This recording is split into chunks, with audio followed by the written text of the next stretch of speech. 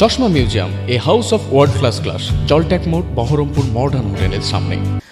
ISF এর প্রতিষ্ঠা দিবসে তৃণমূল ছেড়ে 50 জন কর্মী আইএসএফ এ যোগদান করেন। রবিবার আইএসএফ এর উদ্যোগে হরিহরপাড়া ব্লক কার্যালয়ের অফিসের সামনে পতাকা উত্তোলন করা হয়। এবার চতুর্থ বর্ষ আইএসএফ এর প্রতিষ্ঠা দিবস বলে জানা যায়। ইন্ডিয়ান সেকুলার ফ্রন্ট পার্টির প্রতিষ্ঠা দিবস উদযাপন নিয়ে আলোচনা করেন ব্লক অবজারভার সনদ শর্মা।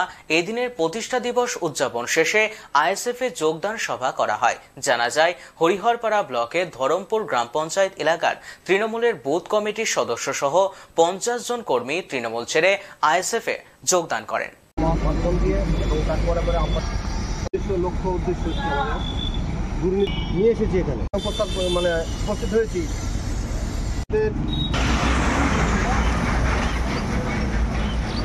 আমরা টিএমসি থেকে যোগদান করলাম। কেন?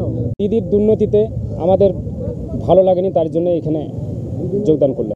একটা বুথ কমিটির একটা মেম্বার ছিলাম, মানে সদস্য ছিলাম। আমরা এখানে 50 জন মতো যোগ দিলাম। ধরমপুর অঞ্চল, তুলসীপুর, খাওয়ারমাটি গ্রাম। আমার নাম হচ্ছে আলহামদু মণ্ডল। আপনাদের সম্মুখে আমি আপনার ডাইরেক্ট বলছি, প্রতিষ্ঠা দিবস উপলক্ষে আজকে আমাদের চতুর্থ বর্ষ উপলক্ষে আপনার ইন্ডিয়ান সেকুলার ফ্রন্টের প্রতিষ্ঠা দিবস আজকে উদযাপন হলো। এর মাধ্যম দিয়ে আমাদের ধরমপুর অঞ্চলের প্রায় 50-এর অধিক মানুষ ইন্ডিয়ান সেকুলার ফ্রন্টে আপনার আজকে যোগ দিয়েছেন। টিএমসি সরকারের আন্ডারে এতদিন ছিলেন, সেখানে তাদের দুর্নীতির আর ওদের চোখে সহ্য না হওয়ায় এবং দুর্নীতিগ্রস্ত থাকায় টিএমসি সরকারকে আপনার ধিক্কার জানিয়ে আজকে আমাদের ইন্ডিয়ান সেকুলার ফ্রন্টের আদর্শকে আপনার সম্মান জানিয়ে আজকে আমাদের এখানে 50 জনের অধিক আপনার লোক জমায়েত হলেন এবং এখানে আপনার যোগদান করলেন। তৃণমূল দলে দেখেন আজকে আপনার দুর্নীতিমুক্ত আপনার দেশ আমরা দেখতে পাচ্ছি না। টিএমসি সরকার বর্তমানে আপনার চারিদিকে আপনার লুটপাট করে খাচ্ছে, আপনার বিভিন্ন দিক দিয়ে আপনার মানুষ অত্যাচারিত এবং জর্জরিত হচ্ছে এবং মানুষকে বিভিন্ন রকম বিভ্রান্তের মধ্যে ফেলে দিয়ে তারা আপনার মানুষকে ধোঁকা দিয়ে মানুষকে ধরে রাখার চেষ্টা করছে, কিন্তু সেই বিষয়ে তারা পারবে না। মানুষ বুঝতে শিখেছে, মানুষ জানতে শিখেছে যে আজকে টিএমসি সরকার বর্তমানে আপনার চাল চুরি, আপনার রেশন চুরি, ঘর চুরি, কাটমানি চুরি, গরুর আপনার থেকে শুরু করে আপনার পায়খানার টাকা পর্যন্ত আপনার চুরি করে খায়। সেই সমস্ত দিক দিয়ে মানুষ ধিক্কার জানায় সেই টিএমসি সরকারকে, যার ফলে আজকে টিএমসি সরকারকে আপনার ঘৃণা করে আজকে আমাদের ইন্ডিয়ান সেকুলার ফ্রন্টের আদর্শকে আপনার সম্মান জানিয়ে আমাদের নওশাদ সিদ্দিকী ভাইজান আপনার প্রত্যেকটা মানুষের কথা বলে, প্রত্যেকটা মানুষের অধিকারের কথা বলে, তাকে সম্মান জানিয়ে তাকে আপনার শ্রদ্ধা করার জন্য থেকে আজকে তার পার্টিকে ভালো লেগেছে, তাই 50 জনের অধিক ধরমপুর অঞ্চল থেকে আজকে আমাদের ইন্ডিয়ান সেকুলার ফ্রন্টে যোগদান করলেন। আমার নাম খন্দকার ইলিয়াস হোসাইন, আমি ব্লকের ভাইস প্রেসিডেন্ট। অনেকে অনেক কথা বলে, আইএসএফের মতো বলছে।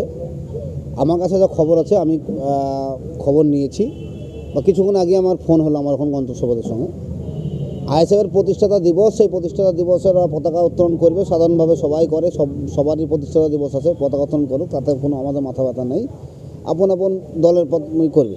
বিষয়টা যে যাদেরকে আমি দেখলাম যে যোগদান করিয়েছে বা তাদের চেহারাগুলো আমি দেখলাম, তাতে একটাও আমাদের দলের লোক না।